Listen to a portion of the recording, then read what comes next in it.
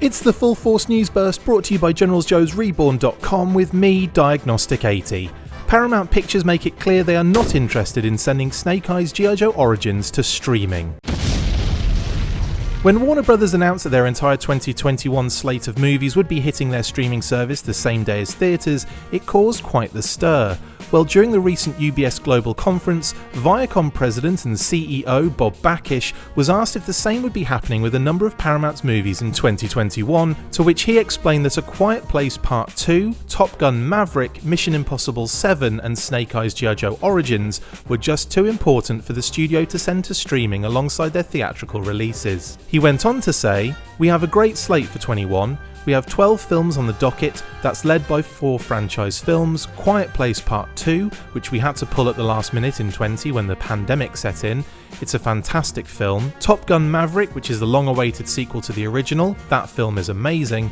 We got Mission Impossible 7, which we are actually finishing shooting up in Europe as we speak, and then we got a G.I. Joe film, Snake Eyes, so 4 of the 12 were really franchise films, so feeling very good about our product. Obviously, we're living in what we call COVID rules, and theatres are fundamentally not open at scale, and so what we've been doing, we've been really employing a range of tactics. One is we've obviously delayed some films. 3 of the 4 films I mentioned had public moving of dates as we wait for a better theatrical environment.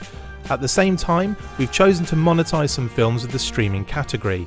That was a way that we could sort of replicate longer term economics in the current day and get a return on our investment. This makes sense to a degree as all of these studios try to navigate the current climate. They are clearly hoping for the world to look very different come October 2021, and I for one hope it's a safer place myself. I mean, who doesn't want that? Fools! You have allowed them to jeopardize my plan! Bakish also explained that the window for theatrical releases is and will be getting shorter in the future. So look, we're doing a range of these things. As we look at it and look to emerging from this COVID world, it's pretty clear that the theatrical windows will evolve and get shorter. I've said that for a while now, and I think that's certainly going to be the case.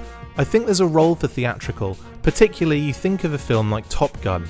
It would be a shame to watch it on a mobile phone because it really is an incredible spectacle. It does breed confidence that Paramount holds Snake Eyes by the same standards as the other movies mentioned for theatrical release, just based on the fact that they are so adamantly sticking to the date next year. It does suggest that they feel strongly that it can make a lot of money, and that does bode well for the Joe's Ninja Commando. I'm off to work out how the hell Disney just dropped a ton of first looks, footage, and in some cases full-on trailers for their upcoming TV and movie content in the future, and I'm over here holding on to that one picture of Henry Golding walking up some stairs. That's it for this instalment of the Full Force News Burst. Thank you to my awesome co-host, me. See you next time, and as always, Full Force. Make sure you get involved with the discussion by liking, sharing and commenting on these videos, and as always you can keep up with the show after listening by following on Twitter @TheFullForce, liking the Facebook page facebook.com/TheFullForce, and if you would like to contact the show you can message us on either of those platforms with feedback or questions. We have also started a Patreon page, so if you want to see your name up in lights on these videos or enjoy exclusive bonus content, then check out patreon.com/TheFullForce podcast or click the link on any of the posts this podcast appears in. Full Force.